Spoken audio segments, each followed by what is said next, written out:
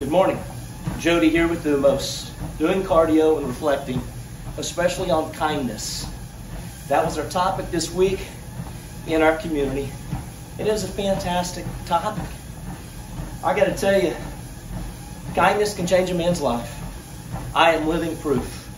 I am kinder today than I have ever been, and I am happier for it. Bottom line, end of story.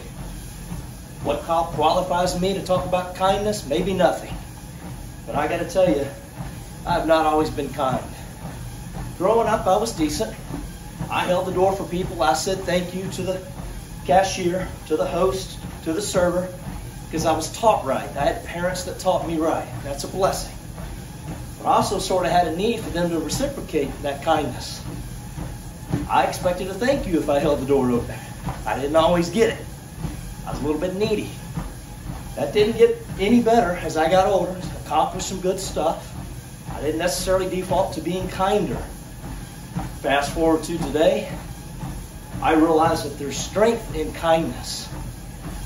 I'm not talking about being a nice guy, and I don't want to get too much into the difference between being nice, being kind, but for the topic of our topic this week, we define kindness as being strong with no need, as opposed to being nice, where there might be some neediness, perhaps a tinge of weakness in that.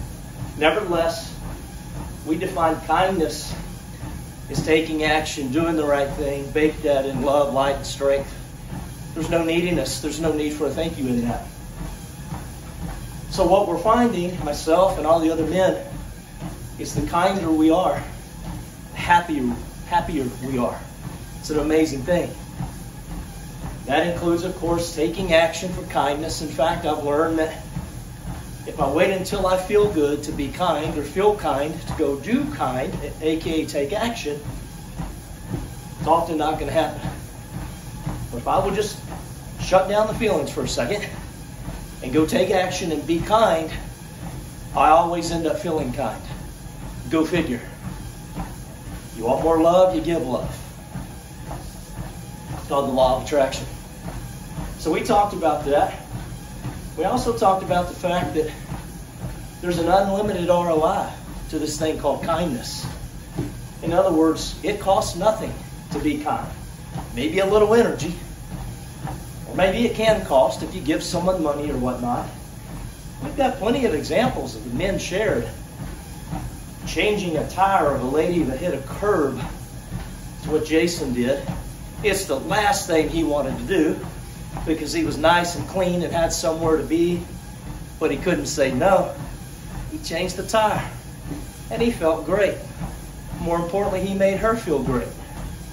Or Vince, who had to go fix a rental property, sees an old man out of Home Depot struggling with a bunch of lumber. Probably the last thing he wanted to do was be inconvenienced to Vince.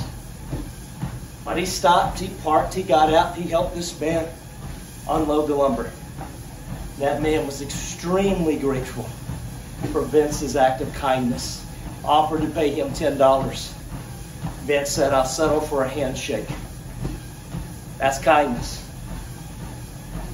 Brothers, I find that if I would start my day with an inner focus of gratitude and an outer focus of kindness, action, that sandwich is just this perfect place for me to be.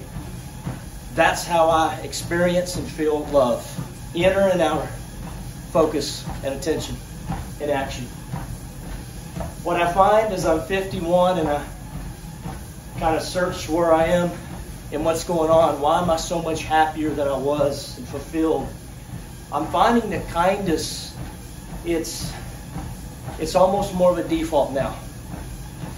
It's like when I'm going out places and I see people not smiling, potentially having a rough day, because most people are going through something in their lives. Whether I care to remember that or not really doesn't matter. But if I can just do something kind to share some love, some light, and strength, then I can make an impact. And what happens when 50 men of Thumos do the same? What happens when more do the same? It's no secret that the world can be a dark place, arguably darker now than it's ever been. There's a lot of nonsense going on. I think that's just going to make it even easier to do acts of kindness, to be strong, to be a beacon of light for people. I think people are going to need it even more. When I make phone calls and consultations for work, my day job, one of my day jobs, I realize a lot of people just need a vent, man. They need a punching bag. The old Jody, the people pleaser, the nice guy, would have gotten that ego triggered and hooked and been very offended. The guy I am today, or at least the one I'm becoming, understands that people are going through a lot. They're running businesses, and they just need to vent. They need a punching bag. What if I can be just strong enough to allow them that? And by the way, by the end of that call, this total stranger is now a good friend. Or at least I've made a connection with that person, met them where they are, showed them kindness. I'll give you one more example. We had a guy in the group who was involved in a traffic accident in Houston. He rear-ended somebody hard. And essentially, he was behind a slow lady in Houston traffic. You know how that is, probably. And he was irritated, and so he steps on the gas and swerves around, only to kind of look down the hump or the hill and see that traffic was stopped. And he plowed into a guy in another truck. This poor guy was stopped, and he plowed into this guy at 30 to 40 miles an hour. That's a hard hit. That's a hard impact. Screwed up both trucks. He knew exactly what he had done. He got out. He admitted fault. He was at fault. And he just, first of all, checks, are you okay? And the guy was sore. Probably going to be damn sore. A couple days go by. But he just started to apologize to the man in that truck he hit. And that man forgave him on the spot, showed him kindness. He essentially said, man, look, there was probably nothing you could have done. And there was something he could have done. It was his fault. But that's okay. Probably nothing you could have done. You didn't mean to. It happens. It's all good, man. This guy's got a sore neck that's only going to get worse. He's got a truck that it was an older truck, so it can't be replaced sort of as is.